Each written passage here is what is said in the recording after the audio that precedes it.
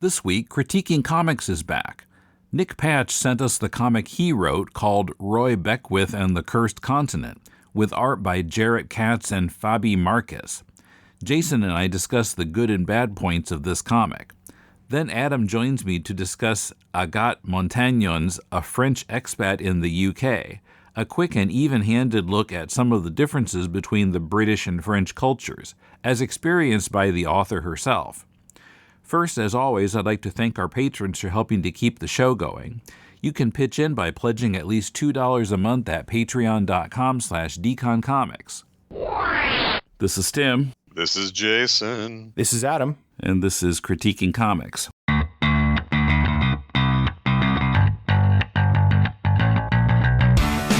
Welcome to Critiquing Comics. This is Tim in Tokyo, starting out with Jason in Portland, which is, of course, burning down in flames. War ravaged, yes. I am yes. It's burning down around me, but I am so committed to this podcast that I am going to talk through the flames and dodge the Antifa bullets. Right. Yeah. Which is a joke. Portland's a beautiful city. It's never been safer. Don't believe the nonsense. This is a great town. Yeah. Okay. So, we've got a comic here called Roy Beckwith and the Cursed Continent, #1. Okay, I have a question. Immediately, I have a question. Uh-huh. Who made this comic? Yeah, there's no name on the book. It was sent to me by Nick Patch, who I gather is the creator of it. But, yeah, if you looked at this comic book, it seems to be by Anonymous. Yeah, so first things first, I would just, if you make a comic, especially if you have a PDF of the comic, it's going to leave your control. Like, it's going to go out into the world. Like, you're not going to be there to always introduce it to someone. So you should put your name on there. You should put your website on there. Anytime you send anything out of your work, like, it could function as like a business card. It should open doors for you. So yes, I don't know who drew this book. I don't know who wrote it. But I would like to credit those creators. That's just a big thing in comics. Is just we want to be able to credit people and make sure they're not making money. These people are not getting rich. None of us are getting rich. Credit's all we live on. Yeah. And I'm not sure if Nick did everything or if he's like just the writer and somebody else is drawing. He didn't mention in his communication with me. But we can just say that Nick did everything, I guess, until it's proven otherwise. I was going to look up his Patreon and I didn't. So, but I'll find the Patreon later and link to it. So yeah, the comic that he sent us, it seems to be kind of unfinished. There's some pages that aren't colored and the ending felt super abrupt, like there's supposed to be more to it. But, we got 28 pages here, including the cover. We can talk about this. It's a Western, and there are several different characters. We start out with this guy who somebody's shooting at him, shooting arrows, and kills his horse. And what is this guy's name? I can tell you. It's Roy Beckwith. There we go. That's Roy. This is the title character.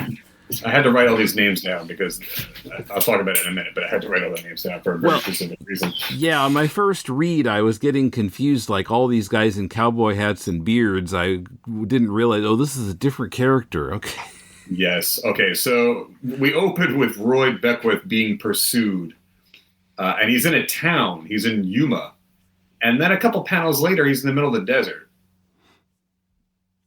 So immediately I'm a little bit confused about like the geography of what's going on. But then we go to a town called Claystown? Claytown. Claystown. Mm-hmm. Claystown. And I thought that was like a flashback. I thought we were seeing Roy before he became this pursued outlaw. I was like, okay, we're going to flash back to see how he became the guy he became. And then they're calling him Henry, and then he's the marshal. I'm like, okay, no, this is a different guy. But then there's Cletus, the guy in the jail cell, who also kind of looks like Roy if he grew his hair out of it. I was like, okay, so that's Roy. No, that's Cletus. So I had to go through here a couple of times to be like, and this is also just a staple of the genre that we're just going to be following a bunch of white guys around. Mm-hmm.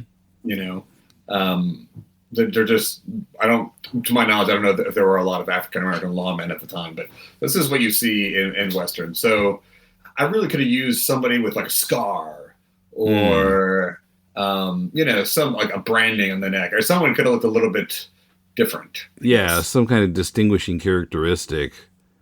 Because the pages that are not colored, it's really hard to tell which character we're following because they have slightly different colors of blonde hair, all the characters. And then when it's not colored, I'm like, well, what are we doing here?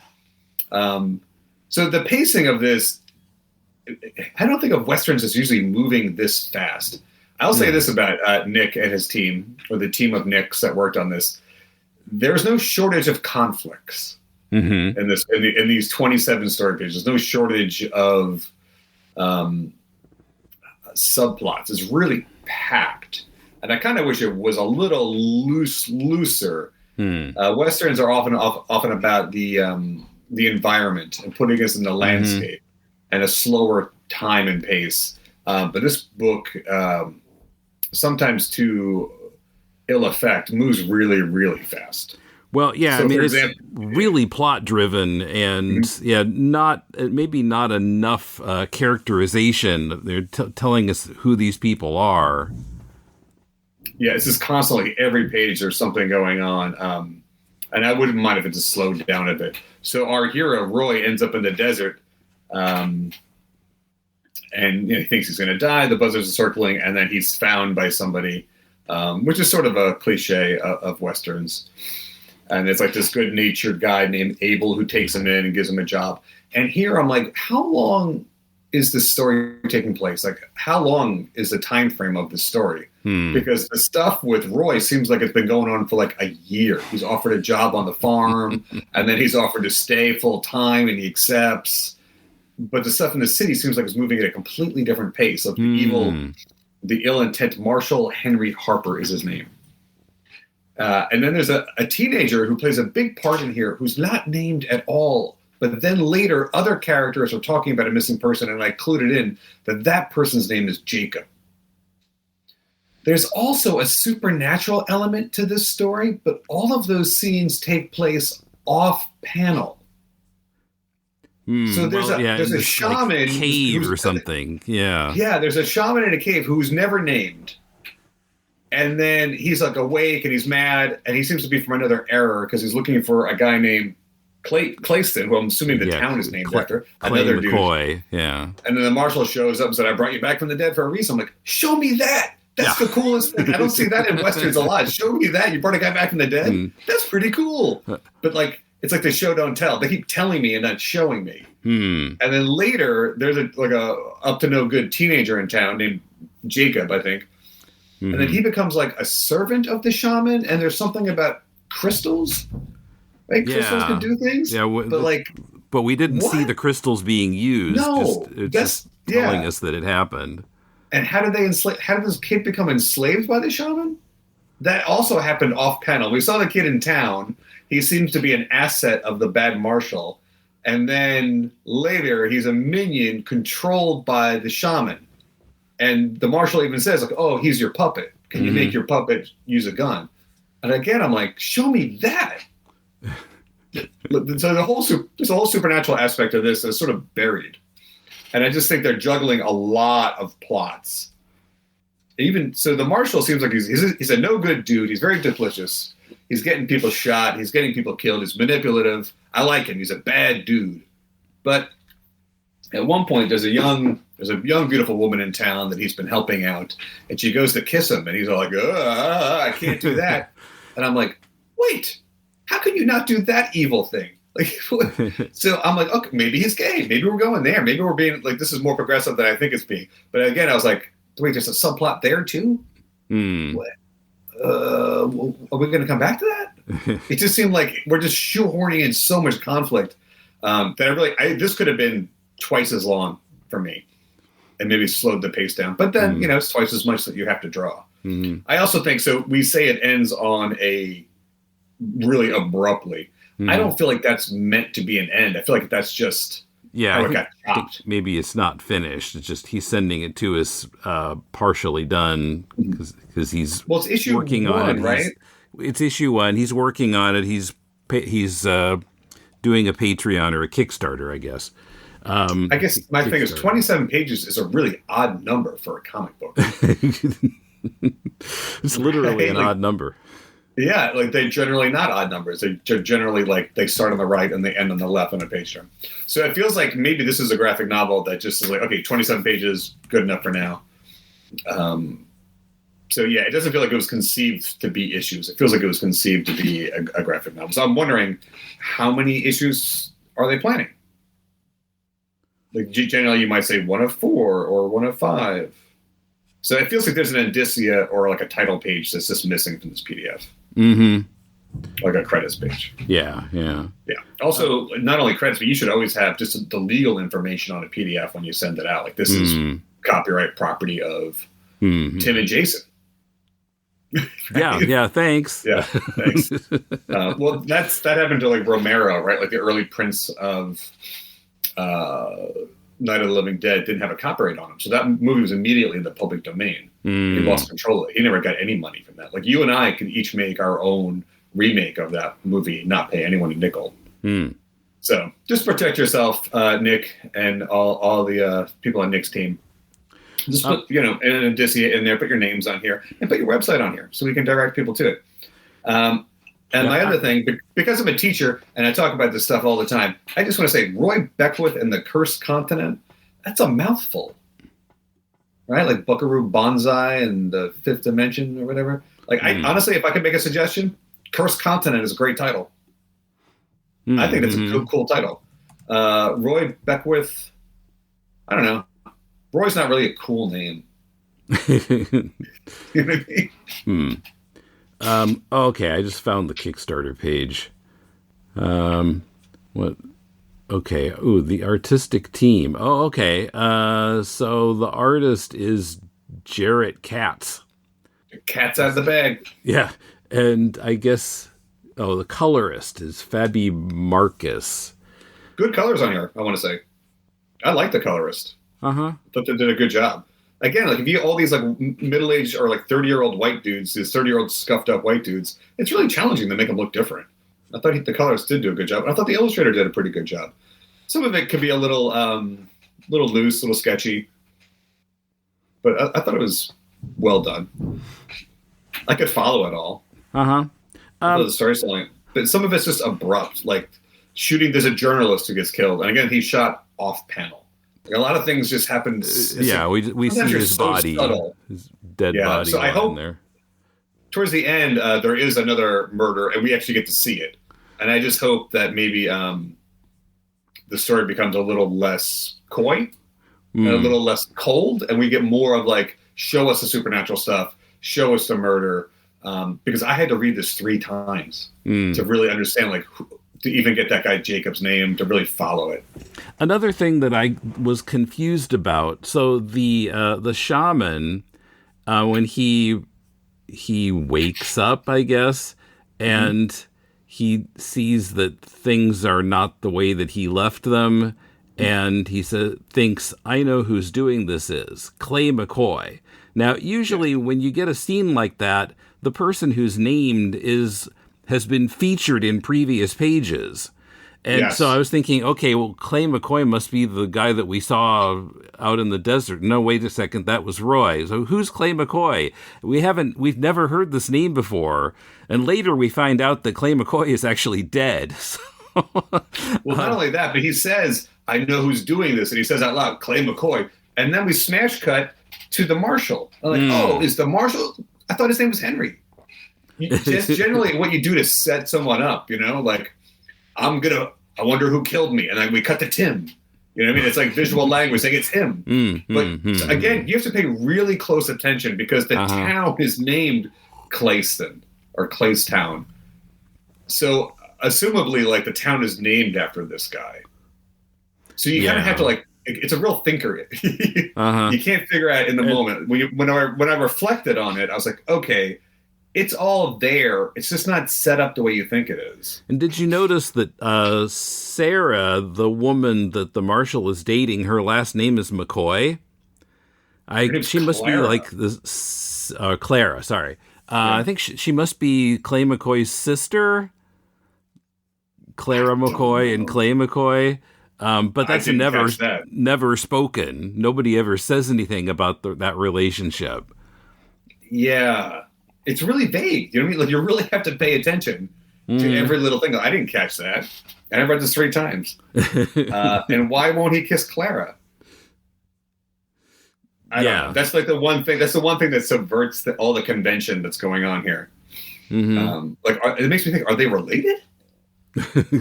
No, really. Like, they could be related. He's really helping this family out, and she goes to smooch him. So if it's not a romantic love, it could be like a familiar love or a familiar sort of affection. You know what? I'm calling it. They're related, and that's why he won't smooch her. Nick won't go there. Nick won't do it. Nick's a class act. He's not going to do that to him. We haven't mentioned the boy, Trip. I'm not sure if he's like the son or the little brother of Clara, but we see him. He's her little brother. Okay, and we see him hanging off the edge of a roof in the first scene that he's in, which turns out to have been done as a distraction from, I guess, the other guy stole that necklace, and then Henry claims to have bought it back from the pawn shop, I guess. Yeah, I think it's this bad teenager, Jacob. I think is his right-hand man. And then there's the shadowy figure that's watching, and then again, I think it's just moving so fast that it's kind of hard to hold on to all of it. And I get it, because you're paying someone by the page. You maybe don't have the luxury of what I'm suggesting of doing these scenic shots. But I would like to feel more of a time and place. I think that's sort of the beauty of the Old West. It's really beautiful. It's this untouched landscape that I think we sort of all long for in a way. This simpler life. I mean, we would all be dead by 30, I 2 weeks ago, I had a root canal, and I thought, what would have happened to me 150 years ago? I just would have gone to the local blacksmith and said, just pull out this whole section of teeth until you find the one that hurts. And it took 45 minutes. I was in and out. So I'm a big fan of modern science. But I do love this era, and I would like to see more of this. You know what I love? There's a movie called Once Upon a Time in the West by Sergio Leone. It was after his Clint Eastwood movies. He did it with Charles Bronson and Peter Fonda. And it's just it's a really slow opening movie, and it's got a lot of intricate sort of backstabbings and family stuff going on. And it's also really oddly funny. And I feel like Nick also loves that movie, but he's trying to cram it into 27 pages. When it's a 3.5 hour movie. So I applaud the effort. I really just want it to slow down. Now this is getting nitpicky, but usually when people get shot, I don't think they say "ack." That seemed too comedic to me. And I was thinking Bill the Cat or something. That we see when Abel gets hit by an arrow, he says "ack," and then when the shooting victim at the end of what we have here also says "ack" when he's shot. It didn't seem like the right word to use. Okay, my nitpick is that there's a lot of captions in this book showing inner sort of monologue or inner thoughts, except for one scene where the marshal has thought balloons. Oh. I feel his eyes burning through me. The only one with a voice loud enough to reach the whole town to tell them what I've done. This issue that he has with this mysterious figure is sort of kind of out of nowhere. But I like balloons, but I kind of feel like you do one or the other. You do thought balloons or you do the caption boxes. Mm-hmm. That's my nitpick. There's no right or wrong. It just seems weird to go. It's the only time we see a thought balloon. It really sticks out. Oh yeah, I see that. I didn't catch that, but yeah, it does seem weird to switch back and forth. I mean, things like that stick out to me. Sometimes I'll be watching a movie or reading a piece, and there's like this omnipotent narrator that comes for like 2 seconds in the middle of a movie. You've never heard it before or again. And you're just like, wait, what? No, you have to use that consistently. Yeah. Dario Argento's Creepers, by the way. In the middle of that movie, there's just a narrator for like one scene, and then it never happens again. But, sounds like there must have been a lot of script edits to cause that result. But it was not Dario Argento's best period, the 80s. That's definitely a film of a once great filmmaker falling apart. But when this artist like opens up his panels, I really like it. Like there's a shooting towards the end that I really like the staging of it. I think it's just really well done. He does say "ack." You're right. Yes.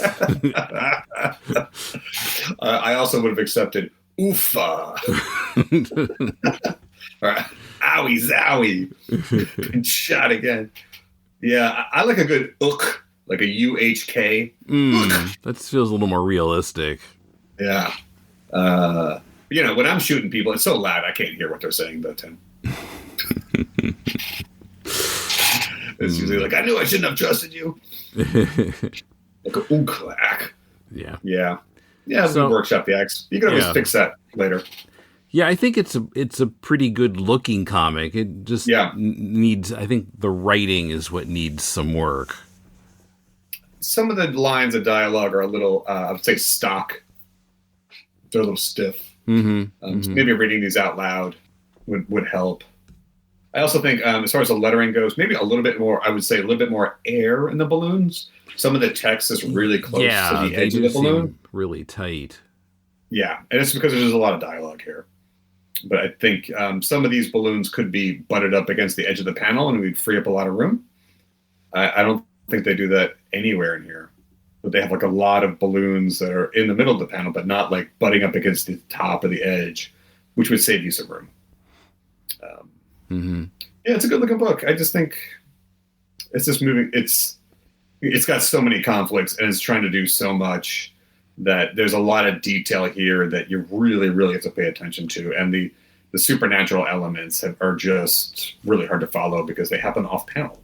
Bring all that into focus. And I think you could add that stuff later too. Like if you're doing a Patreon and you do a complete edition of this, like put those scenes back in.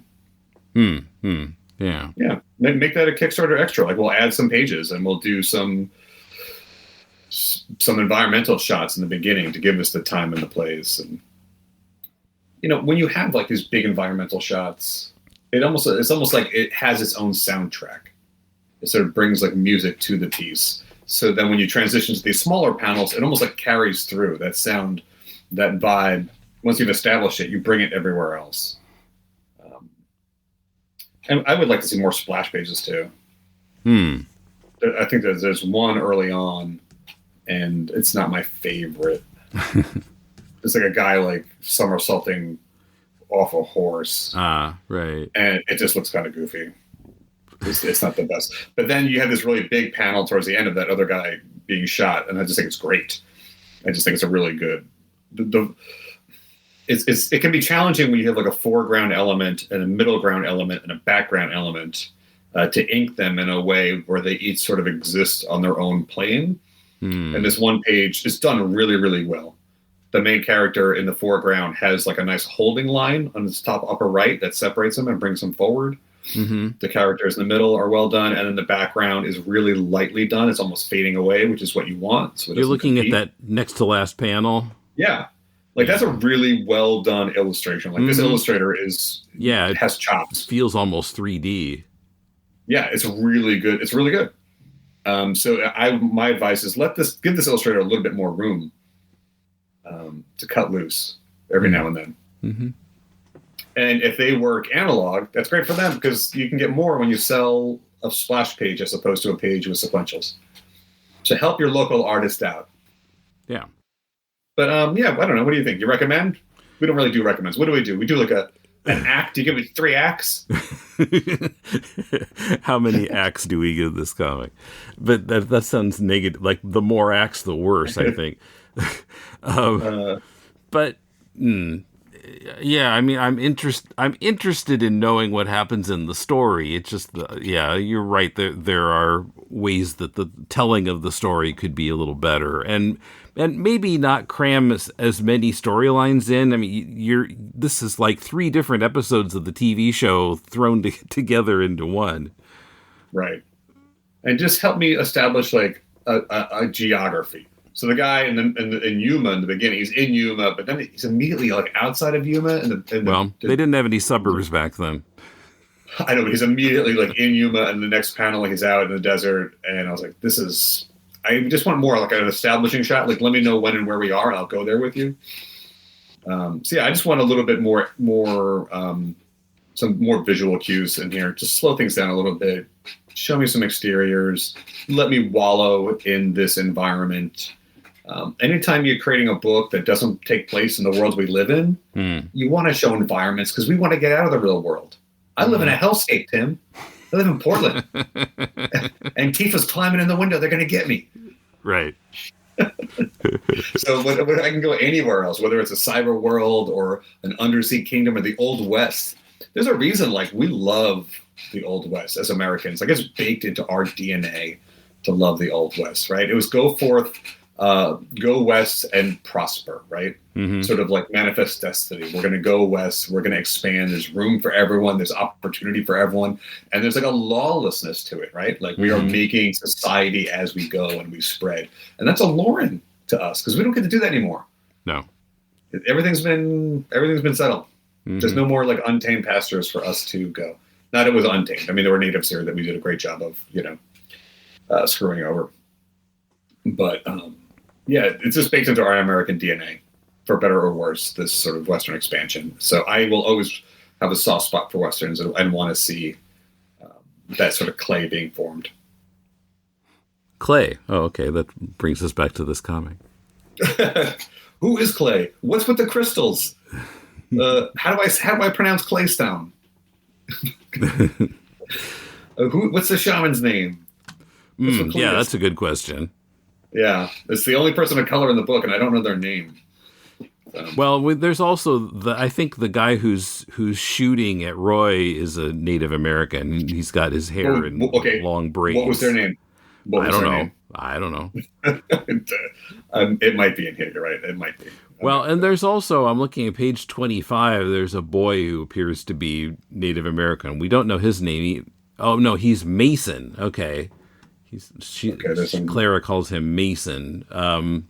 But yeah, he's got dark hair and somewhat darker skin. I think he might be at least partially Native American. But we don't really know anything about him. Yeah, it's just, like you said, there's a lot of storylines here. So like when that shaman wakes up in the cave, I was really confused. I really could use a setup on that. Yeah. I mean, I'm not one to talk because my unfinished webcomic had like 45 different storylines going at the same time. But that was probably a handicap of my comic too. I mean, it's a question all writers have. Like, do we consolidate these 2 characters into one character? Do I have too many characters? Sometimes I think I've consolidated things too much and I've lost something. So I'm working on a piece now where I really wanted it to be 24 pages. And then I would bring in a character and then it would go to 28. I'm like, no, it's got to be 24. So I took that character out. Then I'm like, but then I lost something by doing that. So then I put him back in and now it's 30 pages. Now it's 6 pages too long. But yeah, I was worried, like, this is too many characters. This is too few. Like, who's the main focal character here? It seems like we're building up here to a showdown between Roy and the Marshal Henry Harper, the evil villain, who's charming. So I would keep reading. I'm interested enough that I'm going to keep reading. But I also feel like I'm also problem solving as I go. I'm I'm struggling a little bit to keep up with it. Mm-hmm. So out of 5 acts, we said that 5 acts is the worst. I give it 2 acts. 2 acts. Okay. 2 acts, yeah. Not too bad. Yeah. What you're going for is 0 acts, but yes, you want 0 acts, but you don't want 5 acts. No. Because you've been shot 5 times. Act. Yeah. That's too many. You can't survive 5. That's called a 5-act structure. No, wait. Yeah. You son of a bitch. The subhead of the Kickstarter for this comic reads, "A supernatural Western epic of one man's fight for redemption in a cursed frontier across 64 horrifying issues." Yikes, 64? Sounds awfully ambitious. Hope Nick has that art team and his readers locked in for a years-long series. The Kickstarter page is linked from the show notes. Coming up, Adam, my fellow American expat in Japan, joins me to discuss Agathe Montagnon's A French Expat in the UK. This podcast is part of the Deconstructing Comics Network, where we're grateful to our supporters on Patreon. Patrons get exclusive extra content. Pledge $2 a month or more and get Batman 66 podcast Bat Bits, where we're discussing writer and script editor Lorenzo Semple's Bat Notes memo, in which he lays out guidelines for writing Batman scripts. We've recently also discussed a TV Guide interview with Yvonne Craig as she was beginning her run as Batgirl, early versions of the scripts for Bookworm and Penguin episodes from Season 1, and more. At $4 a month, you also get our monthly show Silver Age Batman, where I'm moving through the book Batman in the 50s issue by issue, discussing each story and sometimes laughing at them, with a rotating second chair of Paul, Emmett, Patrick, or Kumar. Follow our Patreon for free and get access to the first 2 episodes of both Bat Bits and Silver Age Batman. Check it out at patreon.com/deconcomics, and thanks for your support.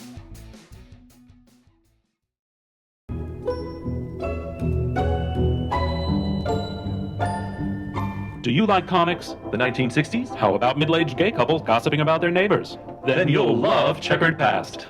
A loving examination of DC's Go-Go Check branded comic magazines published from February 1966 to August 1967. I'm Dr. Bob. And I'm Dr. Husband. And each week we'll be your hosts on a trippy tour through mid-century four-color madness. Checkered Past. Available wherever fine podcasts are downloaded for free.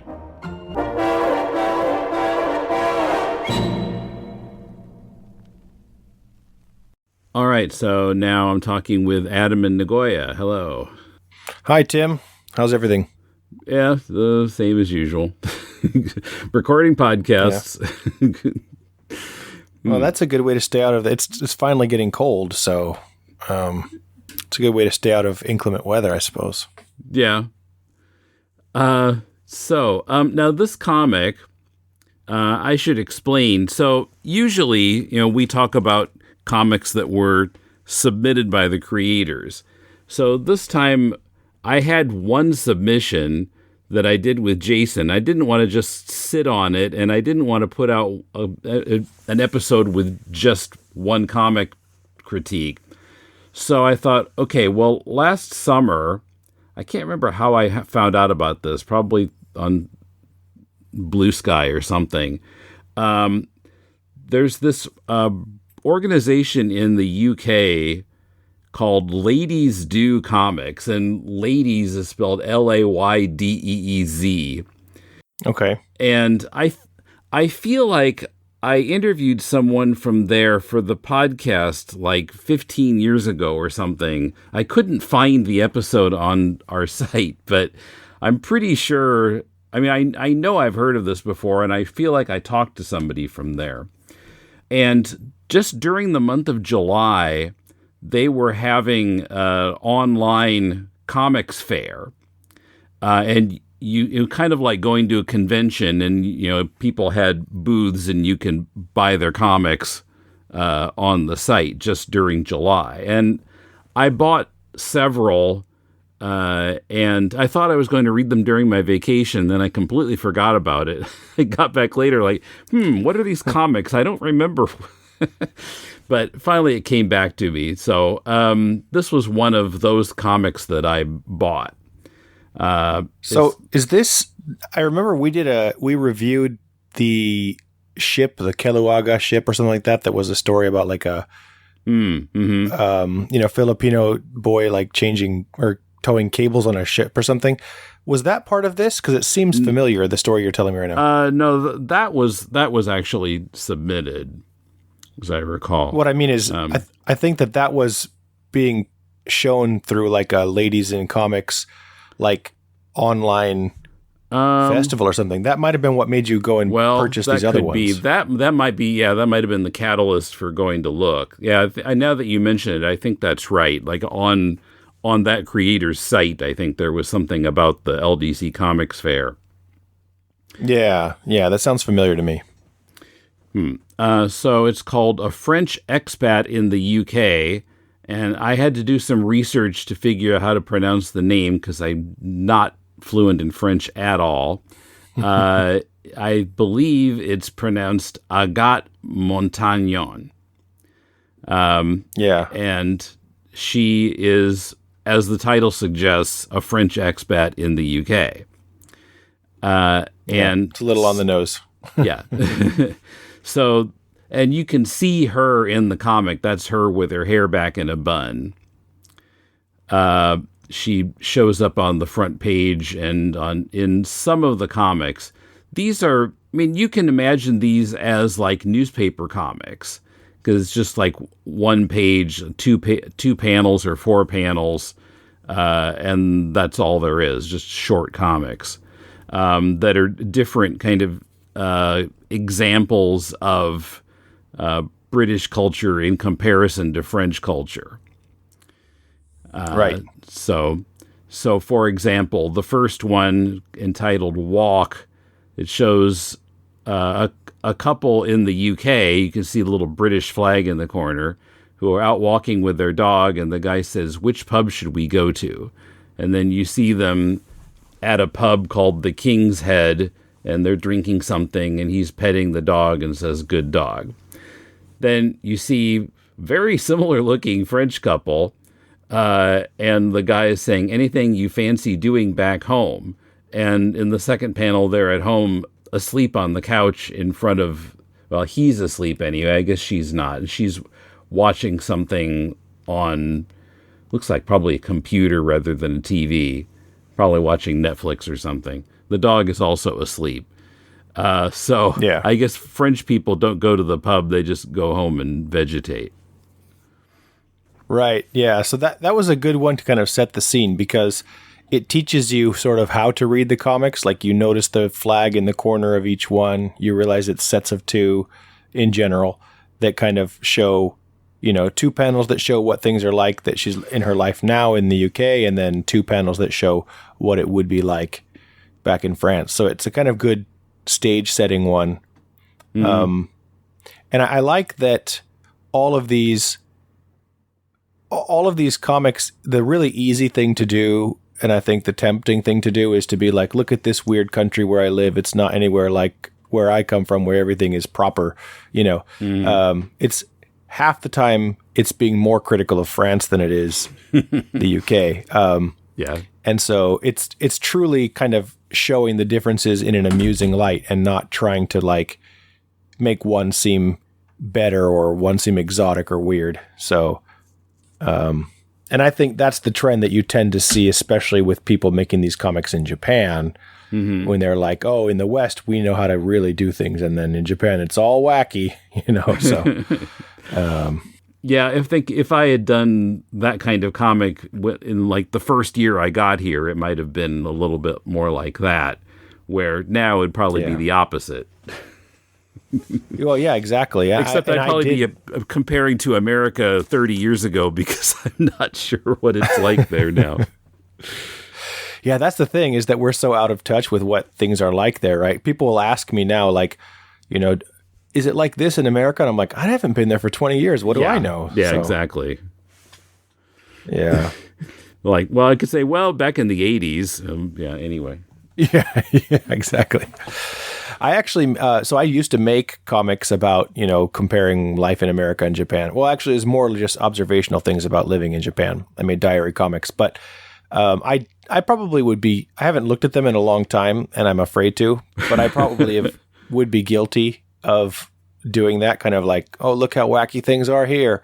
So it was something that I was aware of and I was trying to not fall into that hole, but I could have very easily have done that, in hindsight. So anyway, all that to say, I think that she does a good job of towing that line here and not making things, overly critical of British culture. Even when it comes to food, there's things where she is saying that she really likes some of the things that she's eating there. And I think that's something where you have this idea in your mind that French people have a certain pride in their own culinary culture and sort of disdain for especially British food of all the different European fare. And that doesn't really come across here. I think she gives everything kind of a fair shake, which is nice. Yeah. And the drawing is, kind of cartoony. I don't know. I'm trying to think what to compare it to. It's not like it's super cartoony like a Looney Tune or something. It's human beings and they're of natural proportions. But it's not like super serious looking art that's, like a Marvel comic or like super realistic art or something. Right. Which would kill it, I think, if it was really realistic and so it's a very delicate kind of touch. This is going to be, I don't know all that much about French cartoonists and comics and stuff, so I'm really going to show my references here, but it reminds me a bit of like Louis Trondheim or like people like that who have that kind of journalistic style where it's very quick, dashed out, and like they express a really nice picture with a very, small number of lines and just a little bit of color or a splash of ink wash. So in that respect, I think it's very accomplished art. Actually, it's simple, but it does exactly what it's supposed to do. So I actually liked it. I thought it was really, it was easy to look at and easy to read. You were never confused about what's going on. At least from the artwork, you're never confused about what's going on. Although, let me stop myself there. There is one panel. There's one cartoon that I still don't know exactly what the meaning of it was, which is when they're on the train. Yep. Yeah, that one puzzled me a bit too. Yeah, and it's sort of, I don't know if it's just too subtle or what. So I guess we can explain the gag. I think it shows people on the train in Europe, and I think the title of it is something like freestyle. Freestyle. So there's a bunch of people standing on a train, and somebody's dressed apparently like a clown.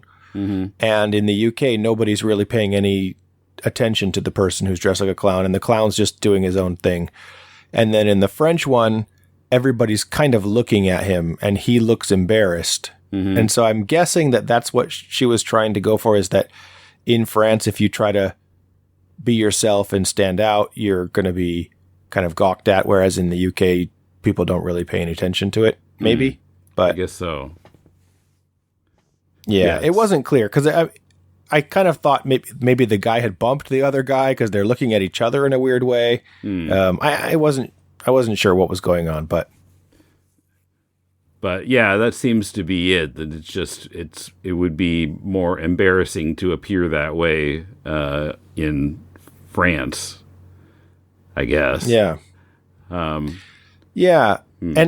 so Agathe makes, in the very beginning of the comic, she has a comment that basically says, this is just based on my own observations and my own life.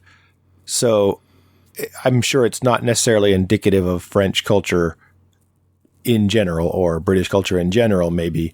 But there were a few things that I thought kind of broke certain stereotypes in my head, which was, I like when something can kind of teach me that I was ignorant about something. So, for example, the fact that, like that one, I would have imagined that France would be the country of the two countries, UK and France. I would have guessed that France would be the country where you can just kind of let it all hang out and be freestyle, right? The same thing for the comic that was about breaking the rules. People drinking on the train in the UK, and everybody was okay with it. But in France, somebody came and kind of chewed them out for drinking on the train. Although it does have the caveat that says, we break the rules when it suits us. But I would have imagined the same thing there, where it's like France, I would have just guessed, would be much more open to things like that, like drinking on a train, whereas the UK would be more kind of stuffy about it. But so that was illuminating for me. And whether it's generally true or not, I have no idea. But at least in her situation. I thought it was really interesting. Yeah. So, I mean, personally, I think there's a lot of value to these kind of comics, these observational ones. I know that they can... Hers is not so much like navel-gazing like a lot of these journal comics are. It's a lot... She's putting some effort into making it humorous and showing the humorous differences.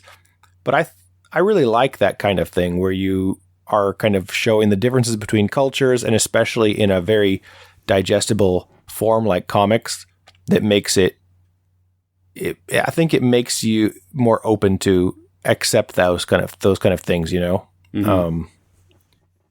It's a good medium for communicating those things. So I think that this comic it's a fun read. It's very, very short. I was able to read it 2 or 3 times before talking to you just now because it took me honestly 5 to 10 minutes. 20 pages and not that many words per page. So, right. Yeah. So I looked at her website, and she does something called live illustration, for meeting, business meetings. You can hire her and she'll do this. She says, do you have an upcoming event that you want to make unforgettable? Live illustration is a unique and captivating idea that will add a special dimension to your occasion. And there's a photo of her. She's got a tablet connected to a large screen, and she's been kind of like she's drawing PowerPoint slides on it, kind of cartoony slides, but it's all just one big piece that she's drawn on the tablet. So that sounds that's interesting. Yeah, yeah, I would totally want to check that out if I was having a party. I'm not exactly the party throwing type, but if I were to throw a party, that would be kind of a fun thing to do. Yeah. So, and that's not something that I've seen before, like on other cartoonists' websites. That was kind of striking. Even on the info page about her, she introduces herself a little bit, and she says, "My goal is to make your brand or event stand out from the crowd." Like, wow, this is going straight to business here. Yeah, that's true. And I agree. That's a very unique approach to using art. I've seen people, I have a lot of friends who are cartoonists, and I've seen people do all kinds of things to kind of supplement their income, like drawing pet portraits or, taking commissions, or even somebody working as a stenographer and things like that. Not stenographer, the court artist, sketch artist. But like, that's the first I've heard of people doing events and making drawing like a social activity, which is, when I used to throw the festivals in Tokyo and stuff, we would always have people doing live jam drawings and stuff like that, which was always fun. But I never thought about it outside of the context of a comic festival, Yeah, I wonder. It's something you could even, yeah. She looks like from the photo, I guess she might be in her 30s or 40s. So she's had some experiences, and maybe she used to work in business as a more kind of typical 9-to-5 job, and so she had that background and thought, I could use my illustration and plug into this kind of thing. Not sure. It could be there. There's when I was in the UK very recently, I saw people doing kind of new takes on businesses that I was already aware of. So I'll give you an example. I had a friend here in Nagoya who had a video game bar, a retro game bar. So you could drink and play video games at the same time. That similar kind of concept was done in the US with what they call the barcades, right? Where you have arcade cabinets that you can drink around. But when I was in the UK, I was checking out if there was things like that to do. And there are some, but there was some where it's actually like a private rental service. So they have all of the video games, and they'll come to your party and set up the TVs and the video games and things like that so that everybody can hang out and play them. But it's like a party rental event kind of equipment. And so you saying that reminds me of that. Like, it could just be, somebody with the, forethought and like interesting, I don't know, creative twist on a existing thing. because I have heard of people doing like PowerPoint parties. That's kind of a new millennial thing that people will prepare PowerPoints and share them at parties and stuff, which is interesting. So this is kind of it's sort of in that vein, but yeah. Anyway, I feel like we're sort of drifting away from the comic, but right. Yeah. So yeah, the comic is a interesting cultural comparison. And yeah, like you said, it doesn't really come down too hard on either side. She's got kind of an even sense of, not even which one is better, but just, this is different from that one. And you Right. don't really get a sense that she's favoring one over the other. yeah, that might also be because she mentions her English boyfriend at the end. So the fact that she's in love with somebody who's British and kind of she's seeing it through that lens, and it's not a marriage that's gone stale yet or something like that.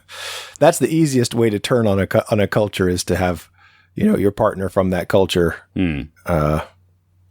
Well, anyway, I'll stop there. But anyway, yeah, I think it's a good read. It's fun. It's very short. And I guess that festival that you bought it at is finished now, but Right. Yeah. I would assume it's still available.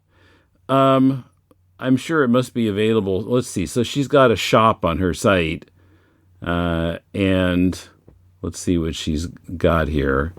Okay. The shop link goes to the comics fair that's closed down now. So now she's got a picture of the comic on her site, but apparently it's not readily available right now. Okay. But I'll if link to nobody the else has site. a chance to check it out, I'll link to the at least site, we and reviewed people can check out her art anyway. yeah. And her Instagram. All right. So yeah, I'll link to that. So check it out. All right. Well, I wish I had more to say about it, but yeah, I'll keep it simple. It was good, and I enjoyed it. Yeah.